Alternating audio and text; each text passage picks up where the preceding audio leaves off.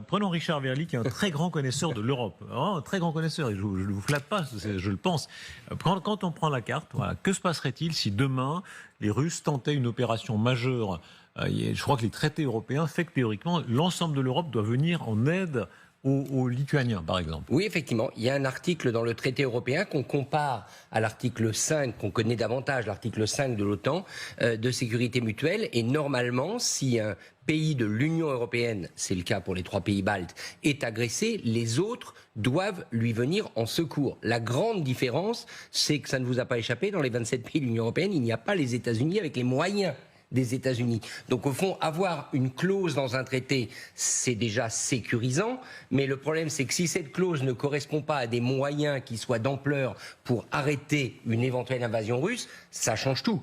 Donc on ne peut pas dire, malheureusement, que cette clause, qui est l'article 42.7, eh bien, on ne peut pas dire que c'est l'équivalent de l'article 5, sauf qu'aujourd'hui, que vaut l'article 5 au sein de l'OTAN? Là, on ouvre une autre réflexion. Est-ce qu'aujourd'hui, vous êtes sûr que si vous êtes attaqué, si vous êtes balte, Donald Trump va voler avec tous ses moyens à votre secours? C'est pour ça qu'il faut prédisposer, Darius, des forces françaises ou anglaises, des forces de l'OTAN, des forces de l'Europe. Ce qui est le cas pour l'Allemagne, si je ne me trompe pas, il y a un déploiement allemand récent dans cette région. Il faut les mettre effectivement dans ces pays baltes, notamment en Lettonie, qui est sans doute la plus fragile, parce qu'il y a, c'est vraiment encastré dans la Russie, parce que si on n'a pas de troupes sur place, si on a des troupes sur place, ça oblige les Russes qui attaqueraient à tuer des soldats français ou des aviateurs français, parce qu'il faut évidemment avoir quelques rafales sur place déjà déployées.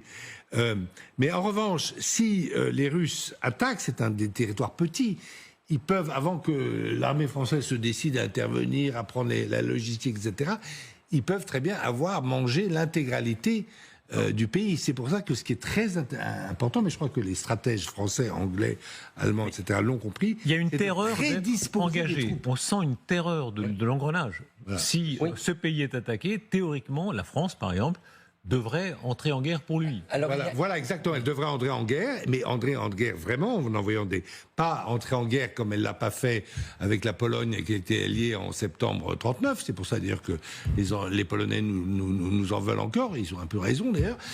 Mais vraiment entrer en guerre. Et pour être sûr qu'il y ait cette entrée en guerre, il faut que les troupes soient prédisposées. Alors c'est pas du tout du bellicisme de ma part. J'ai pas du tout envie de faire la guerre aux Russes. Je ne la propose pas du tout. C'est pas du tout le problème.